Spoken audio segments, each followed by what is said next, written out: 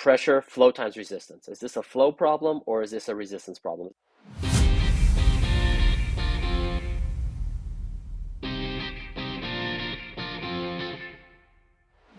Welcome back to PedsCrit. I'm Zach Hodges, a pediatric ICU fellow from UT Southwestern in Dallas.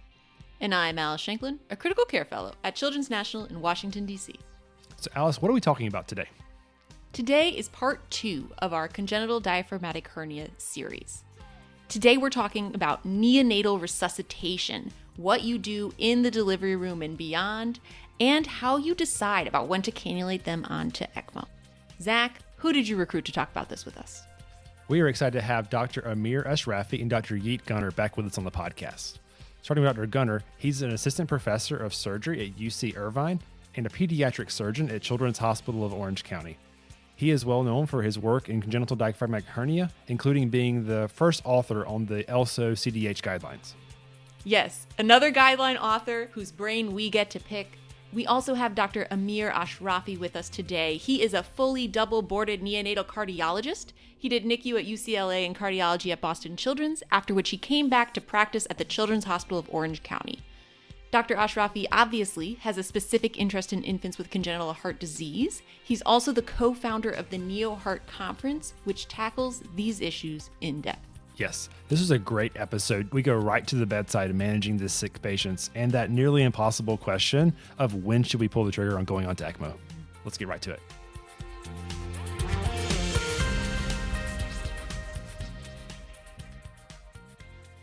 Let me update our case and we'll keep progressing along. So our baby who is at term and was scheduled to be delivered today, everyone's in the OR. We're going in for our repeat C-section. The NICU team's there. All the other support staff is there. Certainly the surgeons are aware that this patient's about to be delivered. So the baby is delivered. Dr. Ashrafi, I'd just like to get your mental model of, what are the CDH specific considerations for approaching this high-risk delivery? So first and foremost, you want to have your team there, of course, nursing team, OB team, neonatal team.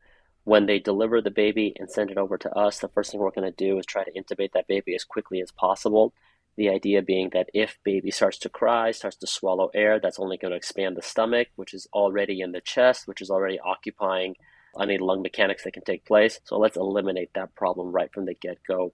Drop in a breathing tube. We don't necessarily need to use particularly high pressures. And in fact, one of the things that was oftentimes thought of in the beginning is we really need high pressures to try to inflate these alveoli. Mm-hmm. But we've realized now that that causes far more harm than benefit with volume trauma and barotrauma that takes place. So just get them in, try to establish FRC best you can. Of course, that's hard to do in a delivery room. Your resources are limited. You also want to put an NG tube in, suck out any additional air that can be taking place. Maybe put it to continuous suction. Don't let that stomach, don't let those intestines in the chest inflate. And really try to get out as quickly and as safely as possible. That's ideal scenario. Get the baby to the NICU, and then go from there. Nice. Much of this nowadays is in the form of a standardized clinical pathway or clinical practice guidelines that exist for every patient. So every site would have their own clinical pathway, I would imagine, and how these multidisciplinary teams care for these high-risk patients. Is that correct? That's correct. But much of this is similar, and initial aspects that Amir mentioned all come from Dr. Charlie Stoller's work of gentle ventilation, controlling the airway, all that stuff I think has become standard. Nice. And I'd like us to talk more about that. So Dr. Ashrafi, you get this neonate to the NICU. I'd like to know, how do you set your gas exchange goals, that being saturations, CO2 goals, and then how are you going to set up that ventilator for this patient at such high risk for baro and volume trauma? Excellent question. There's been a lot of work on this over the years, and Dr. Guner mentioned Charlie Stoller. He's done more for our understanding of this disease process than just about anybody. And this is one of those really cool collaborative moments between neonatology and ped surgery where we each help each other get better. There is some good data that your first blood gas, specifically your PCO2 on your first blood gas, is a very important indicator of whether your baby's going to survive or not.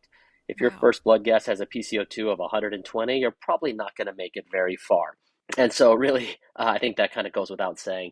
So right from the get-go, we want to establish FRC. More often than not, we will try with tidal volume ventilation. SIMV is typically what we use. Again, there's some good studies in the NICU world that intermittent ventilation is better for alveolar growth than an oscillator per se, which is just a consistent mean airway pressure. However, the oscillator is very effective at ventilation. And so if we're unable to get gas exchange with intermittent ventilation, we will quickly move to an oscillator there. In terms of goals, permissive hypercapnia is something that's become essentially standard of care. We're not aiming for a 7.4, 40-0 patient. We know that the neonatal myocardium, for example, is very resilient to acidosis. These babies were living in pHs of 7.1, 7.2 for 9 months gestation. So they're going to do okay for a short time period with a 7.20. And so we will tolerate 7.20, 7.25. We'll allow PCO2s to climb in an attempt not to damage whatever lung parenchyma is there. They're already starting behind the 8 ball. They're missing at least one lung, if not 1.5. And so we don't want to damage whatever is there.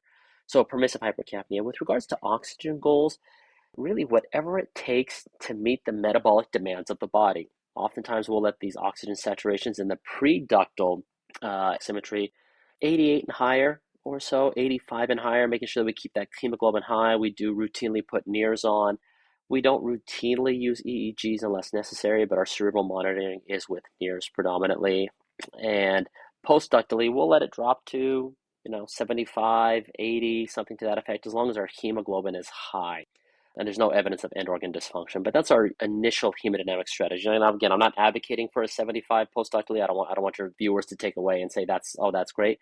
But in the initial transitional period, we'll allow a little permissive hypercapnia, a little permissive hypoxia in the beginning, and hopefully over the next hours or so, as we recruit more alveoli, those will get better. This seems like a patient where you really would like to have a right upper extremity arterial line and an umbilical arterial line to really measure your PaO2 precisely. Is that correct?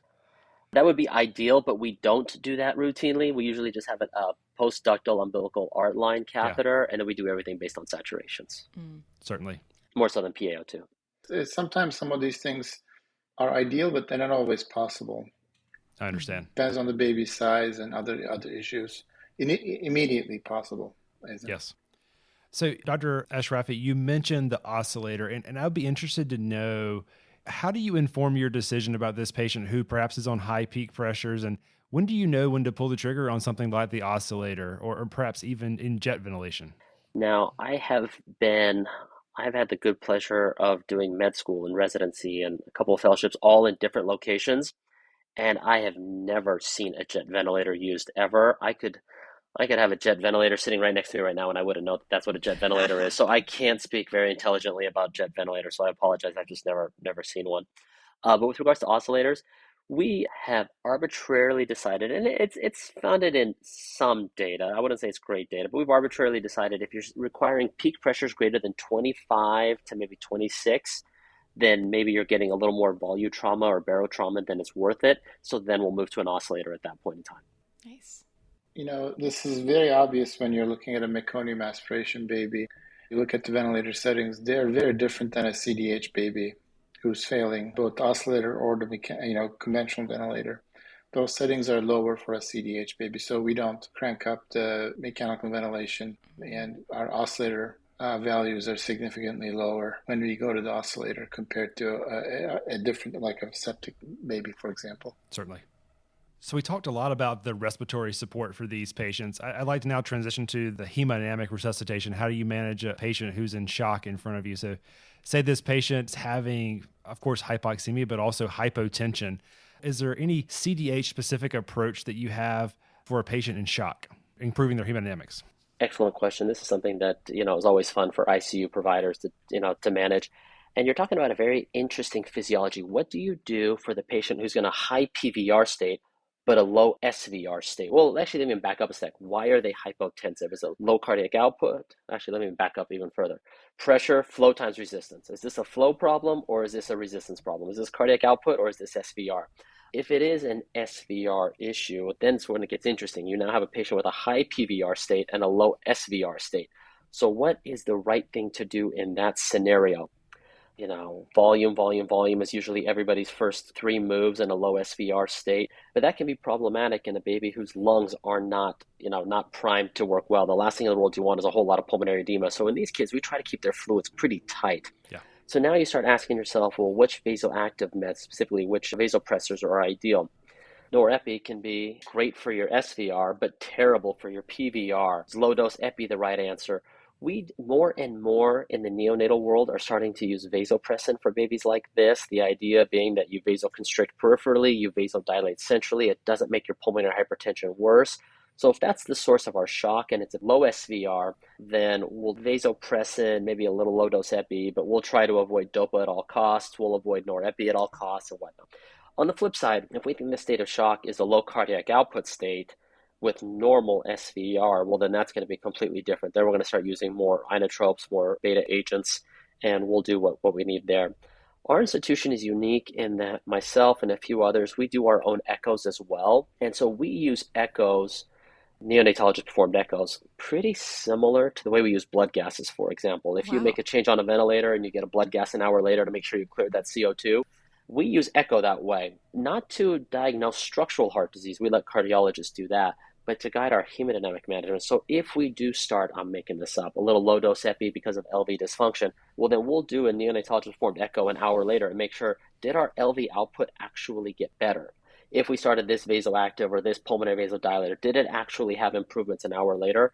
And we have a fourth-year fellowship specifically on neonatal hemodynamics. And so we'll oftentimes park our fourth-year fellow there, and they're just doing echoes multiple times a day, making sure we got the hemodynamics exactly right on these patients. Wow, what an amazing and clean way to reassess shock. Is this on the cardiac side and in the general NICU? And is this the 74 cardiologist-approved echo sequences, or is this more of a focused cardiac ultrasound? I have no idea what the 74 cardiology I guess, approved is. Is this like a cardiologist echocardiogram, or is this a focused cardiac ultrasound? It is a focused what we call a targeted neonatal echo. We're not looking for anatomic heart disease. We will let our cardiologists look for coronaries and mitral valve disease. We are specifically looking at hemodynamics. We're looking at RV output, RV performance, LV output, surrogates of SVR. What becomes critically important in the immediate postoperative period, and there was just a paper published on this just in the last month or so, is what is the ductal shunting that takes place in these babies. If your ductal shunt is all left to right, then that tells you there's probably more than enough pulmonary vascular bed growth that's taken place that these babies are going to do fine. On the flip side, if your duct is all right to left, that tells you that, wait a sec, this baby's got a very high PVR state. This may just be hypoxic vasoconstriction, could just be transitional physiology that's going to take time, or is it severe vascular hypoplasia? We need to watch out for these kids quite closely. And then, of course, the most confusing ones are the ones with bidirectional flow, and you don't exactly know which way it's going to play out over time. So we routinely get echoes and follow, amongst all the other things, ductal shunt position. If the ductal shunt is all right to left, then one thing that we've started to do, and I think it's new in management of CDH, is we don't let that duct close. We'll start these kids on prostaglandin. And that's what I meant earlier when I was saying that CDH, in particular severe CDH, is becoming a ductal dependent lesion. It's starting to be recognized as a ductal dependent lesion, because if it's all right to left, the worst thing you can do is let that duct close. That's going to be tremendous afterload on this RV, and you're going to get RV failure, and you're going to call your surgeon to put this kid on ECMO. But if we can keep that duct open in this particular scenario, then we'll maintain a relatively stable circulation, relatively stable perfusion, hopefully avoid ECMO, and work on what needs to be done to drop this PVR if at all possible. Amir, would you like to talk about my favorite drug? And then, of course, milrinone. I did it, yeah. I can't tell if you're kidding or serious, Dr. Guner. No, he's totally serious. Okay. Milrinone is something that Dr. Guner's it's always great when your surgeon comes by and I was like, did you do milrinone? And I have to embarrassingly go, oh my God, I didn't even think about that. No, I didn't. So it's actually kind of awesome. One of the things your podcaster should see is the dynamic between myself and Dr. Guner. Every time we have the CDH patients, we're always trying to one-up each other. He's trying to one-up me on medical things, and I'm trying to one-up him on surgical things, and it's actually a comedy show. But yes, milrinone, absolutely. Milrinone has got multiple benefits. Of course, it's going to pulmonary vasodilate to an extent, without a doubt. But in these babies with severe CDH who do have this stiff LV, they do have this component of diastolic dysfunction, and you do have this theoretic lusitropic effect of milrinone, it actually can be quite ideal for this particular patient population. There's been a couple of studies that have come out. One of Yigit's good friends is Neil Patel out in, I believe in Glasgow, if I'm not mistaken, and he's shown that, and there's been several studies since then have shown, LV dysfunction is a very potent marker of babies who are going to need ECMO. And specifically, if your cardiac output drops below, and I'm doing this off of memory, so I hope I'm right, 1.4 liters per minute per meter squared, your risk of ECMO goes through the roof. And so if you can maintain cardiac output with something like milrinone, can you mitigate the need for ECMO? Now, that's never been studied in a randomized controlled trial, but it definitely makes a lot of sense. There's a gentleman named Satyan out of UC Davis who's been trying to start a national study looking specifically at milrinone in these high-risk patients because of all the potential benefits that it does have. That's How about fascinating. nitric? Did I say it, Gunnar? Did I say it right? You can Yeah, one I up love him. it. How about nitric? That's going to be our next question. So it seems like, Dr. Ashrafi, if I understand correctly, if these patients have really high pulmonary vascular resistance and having RV dysfunction, maintaining that ductus with PGE certainly is an important concept. Does that make sense? Absolutely. I mean, this RV's been conditioned to see systemic SVR for 9 months gestation. So it's not like a 5-year-old's RV. These RVs are thick, they're muscle bound, they're conditioned to see this afterload. However, we do know that the RV is distinctly different than the LV in multiple realms. We know that number one, from its three-dimensional shape, it's more triangular shape rather than conical shape like the LV. Yes. And if you just talk to any physicist, a conical shaped structure can generate substantially more force than a triangular shaped structure. Number one, it's substantially less compact. So you've got less muscle fibers per square unit of area on the RV than you do on the LV. But what's also interesting about the RV is muscle fiber orientation.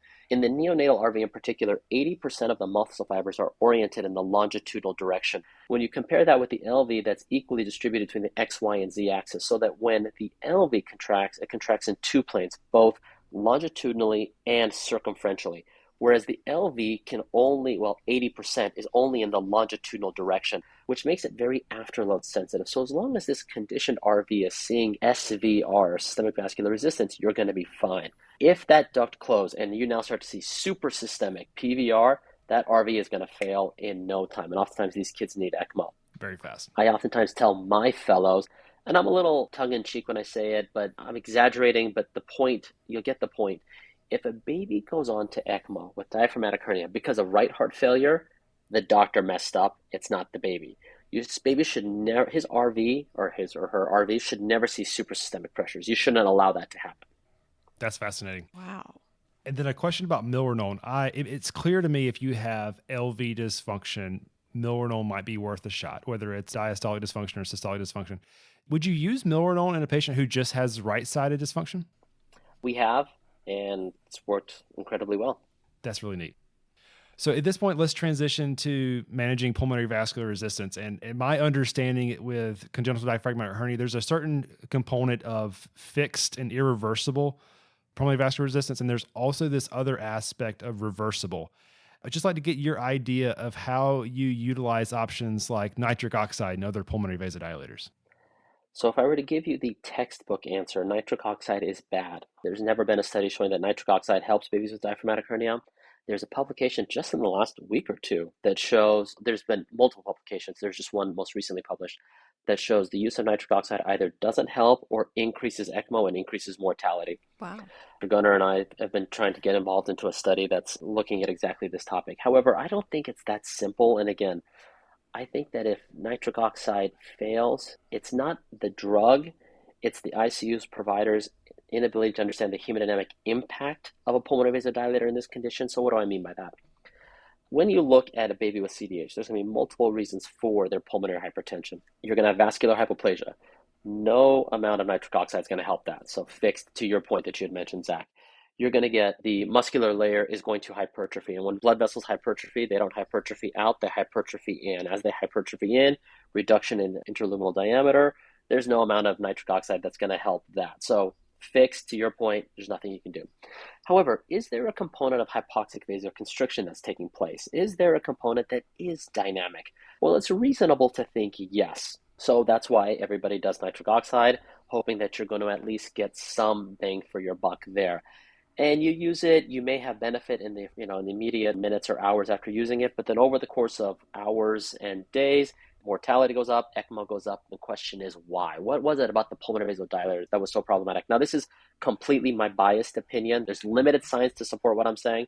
This is 100% my opinion. But if you do have, let's take grandmom who's in a MICU, who's got diastolic heart failure, and I hate to be crude, but what's the best way to kill grandmom? with diastolic heart failure is give her a whole bunch of volume. That Mm-hmm. LV explodes, she gets pulmonary edema, and grandmom unfortunately passes away. That's the best way to kill grandmom or grandpa who's got diastolic heart failure. So now let's translate that to our patient. You have a baby with a small, stiff left ventricle for conditions we talked about earlier. You now give them a pulmonary vasodilator. There is a dynamic component. You increase pulmonary blood flow, you increase pulmonary venous return, but now this left heart can't tolerate that volume burden. So what happens? Well, now you have the fourth mechanism of pulmonary hypertension that we talked about. Now you get increase in your LV-EDP, left atrial hypertension, leads to pulmonary venous hypertension. And is it the combination of arterial and venous hypertension that causes these kids to crash onto ECMO after starting nitric oxide? I do think that may be it. So when we talk about CDH, and particularly severe CDH and being a ductal dependent lesion, I think it's twofold. Number one, you want to pressure offload the RV, but number two, you also volume offload the LV, meaning whatever nitric oxide you give, some blood will go to the LV that can tolerate. Whatever the LV can't tolerate, you still have that volume pop off from the setting of the duct. So at our center, when we do give nitric oxide, again, we have the luxury of doing our own echoes. We'll do 3 to 4 echoes a day, every day on these kids. We are very clear to look at how this LV is impacted by this initiation of any pulmonary vasodilator, whether it be milrinone, nitrix, sildenafil, etc. That's fast. But I will add one thing. There is the academic way of looking at things, which are very accurate, as Amir said, and as I think we've evolved to understand it in the last 5-10 years. But most babies who are crashing universally end up on nitric oxide. Now, I'll say one other thing. If I'm an expert on one thing, I'll say I'm an expert on the ELSO data on diaphragmatic hernia. And not every baby, at least the way it's coded in ELSO, ends up on extracorporeal life support and is on pre-ECMO nitric oxide. Now, why would centers not put them on nitric oxide? Do they know better? Do they not have it? Did they not code it? I'm going to assume they know better. Some centers know better. And I really think this is sort of the difference of some of the centers with great outcomes is they don't wait too long to go on ECMO. They know their patients, they know their results, they know the phenotype, and they don't chase the disease till it fails to go on ECMO. And you can say, well, then they just do too much ECMO. Maybe it's true, but maybe they save some babies in doing too much ECMO. That's sort of where my mind is at. Yes. Do you think it gets as early as my first CO2 is 150? Let's get the pump ready. Well, I've seen what can be done with excellent critical care, and we all receive babies in extremis from many other centers, and within a few hours they're better. Mm-hmm. But I don't know, that assuming things. And I'm not saying other centers can't do a great job, regional centers and et cetera, but I would not agree with that statement that just go that early. But yeah, maybe I'll give you another example. For example, you have a baby who is resuscitated well, but slowly starts creeping up. It's not hypotensive, but on certain medications, a number of them we discussed so far, maybe all of them. And the FiO2 is 80%. Next day it's 90%. Third day it's 100%. But you're still like, your gases are perfect. It's not sustainable. Do you wait a fourth day? Do you wait a fifth day? Mm-hmm. So I think that's the art. That's the art, and that's the complexity, and that's where expertise comes from in knowing I'm not going to tolerate 100% oxygen for more than 4 to 6 to 12 hours, even though the gases are perfect. So I think that's what happens is the better you get at critical care, you start having babies who are on paper not failing. Yeah. Let's think about our case. Say we have this child in the NICU, CDH. Dr. Ashrafi is giving us excellent critical care, but despite all of the medicines, the numbers are looking a little bit worse. Can both of you take a complex topic that is when to pull the trigger on cannulation for ECMO? Can you take this complex topic and try to distill it down? When typically do you reach for ECMO in these patients? Well, I'm going to interrupt Amir. I'm going to say something very quick. I actually can't give you an answer, but I'll let Amir tell. That's my answer to that question, but Amir, you go for it. My answer is similar to that. Oftentimes you hear people talk about OIs. I don't know if that's a NICU thing or a PICU thing. I don't know if you guys deal with OIs in your PICU world. Every once in a while. Calculator. Every once in a while. Yeah. Here's my take on OIs. I remember I was brand new attending. I couldn't have been attending for more than 2 to 3 months. And there was this kid who clearly, in my opinion, needed ECMO. It wasn't a CDH, it was something else. I forget what it was. So I called the surgeon at 2, 3 in the morning, and I said, hey, I think this kid needs to go on ECMO. And of course, the surgeon's like, who are you? And why are you calling me? Oh, I'm the new attending, and here's what's going on. What's your OI? And I forget what I said. I had said a number. And the person's like, oh, we don't do that. We don't put ECMO for OIs that level here. Keep doing what you're doing. And kind of hangs up. So I said, all right, that's weird. No problem. I can fix that. I cranked up the FiO2. I cranked up the oxygen. I got 30 minutes later, I got a blood gas. I called the same person back. I was like, my OI is now fill in the blank. He's like, oh, wow. Yeah. Okay. Well, then we should go on ECMO. I'm like, okay, thank you. So obviously it wasn't Dr. Guner, but I think a lot of these are easy to manipulate. And OI, you can have a baby who's on certain mean airway pressure, certain amount of oxygen. You'll have an OI. That same baby can now be on nitric oxide, sildenafil, sedated, muscle relaxed, vasopressin, epi, and they still have the same OI. It's just far too simplistic. So using OI 40s or 60s or whatever the number is, I think is too simplistic. I can tell you at our center, Gunners actually helped move the needle in my brain. I was always one of these guys where ECMO was the enemy. You want to avoid ECMO as much as you can. And Dr. Gunners tried to convince me over time quite successfully that no, it's not the enemy, and it's something we need to pull the trigger on much more quickly. I do believe everything I'm telling you right now is about plus or minus 10%. I do believe national standard for going on ECMO is 45%, plus or minus 5%, I believe, if I'm not mistaken. Our center has traditionally been 20%. Is it because we're so keen on hemodynamics? Maybe, but more so we always thought of ECMO as the enemy and you want to avoid it at all costs. But I think more and more we're starting to pull the trigger now early, particularly with Dr. Guner. He's so easy to approach, so easy to call anytime at night. And oftentimes, again, it's kind of funny. He's asking me to go on ECMO when I'm telling him to hold off. And it's a cool dynamic. It's a cool conversation. There is no right answer, but we've started to pull the trigger more and more. I actually don't think that's the hard question, when to go on. I mean, yes, I didn't give you an answer, but I think a harder question that I've been struggling with is when to come off of ECMO and when to do the surgical repair, on or off ECMO. Again, this is one of those things that I thought I knew the answer, and the more and more I do it, the more and more confused I become. Certainly.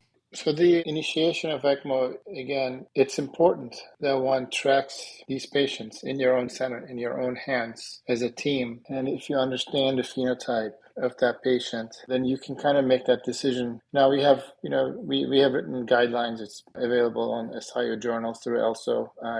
You guys can all look up those numbers. But to be honest with you, the numbers are numbers. And knowing it, and this is kind of like, I love making pizza, okay? It's so hard to make good pizza at home. And I don't want to compare and distill this down to that, but it's a metaphor.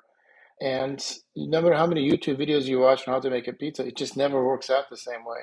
Yes. Because it's just a lot of little things that go into it. And when to go on ECMO for diaphragmatic hernia, it's so immensely complex. But I do agree that we don't need to let patients fail. It's not just about having a high lactate for more than 4 hours or preductal FiO2 being less than 85% for more than 4 hours. And please recognize that what I said earlier is critical, that most babies nowadays are teetering on multiple medications to be relatively stable, but then it leads to a lot of better trauma over time and chronic lung disease and et cetera. So I think there's some component of not recognizing that. And then if they crash, you have no buffer. What I gather from what you're telling me today is that when we have those sick patients at the bedside with CDH or perhaps failing, we need all of the key players at the bedside in the conversation early, maybe led by our local experts, to make what we think is the best decision for the patient in that moment. Is that fair enough? Yeah, and that happens over time. When Amir and I first started, we weren't those people. We have slowly become those people. We can pay a lot of homage to Dr. Cleary, who's passed away this last year. But, he brought us up to that level over time. But we text each other all the time, group text. Yeah. About everything, just 5, 6, 7 of us. And it's really helpful to have that team dynamic and communication. At that level, there's no neonatologist or surgeon. We're all just doctors taking care of a patient. I have one more question about ECMO before we move on. My understanding is these patients certainly have respiratory and cardiovascular reasons to go on ECMO. And my understanding is that the overwhelming majority of these are supported with VA ECMO. I feel like there's a subset of patients who likely have primarily gas exchange issues. And if we corrected that with VV, it might be able to support them. And my question is, what do you see the role of VV ECMO in these patients?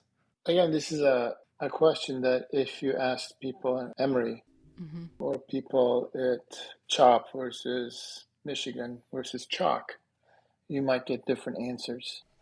Clearly, it doesn't make a difference if you can do both right. So VV is easier in many ways because it's a single cannula, but you're limited by the baby's neck veins, baby size.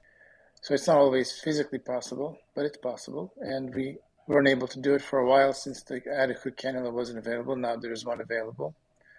VA is easier because it's just more straightforward because there's just more sizes of cannulas and it's easier to go on. But then a different question, like not every baby needs a 7-day run. Some need a 3, 4, 5-week run. That's what Amir is talking about. It's hard to do a VA ECMO run for so long because of the complications that go along with, I guess, embolic events primarily. And it's very hard to convert from VA to VV. It's almost near impossible. I mean, it can be done, but it's just, especially after a long run. Those centers who do VV and they're very good at doing VV, they know, and then you can always convert to VA. That's probably the better way to do it in my mind. We're not that center. I think we're mostly a VA center. We have been. Maybe we'll evolve to being a more VV center. And then some people have used a cephalic drainage cannula, but I think some studies have shown that that's not always helpful or they could have other complications. So I'm not the right person to ask because my VV experience for CDH is relatively low. However, I have written some papers on that topic, and clearly I can tell you that if retrospective studies and also data, of course, can be criticized, but there's no difference in those studies. Interpret it as educated as you can based on data quality. Perfect. Dr. Ashrafi, anything to add to that? No, that's everything. And thank you for listening to this episode of Peds Crit. Please remember that all content during this episode is intended for informational and educational purposes only. It should not be used as a replacement for medical advice. It's also worth noting that the views expressed during this episode by me, Zach, and our guests are our own and do not reflect the official position of our institutions. If you have any comments, suggestions, or feedback, you can email us at pedscritpodcast@gmail.com. If you want to help support the production of Peds Crit, you can find us on Venmo and Patreon. We've also had some light merch made in the form of Peds Crit laptop stickers, and if you include a mailing address with any contribution, we would be so excited to send you one. Thank you again for listening.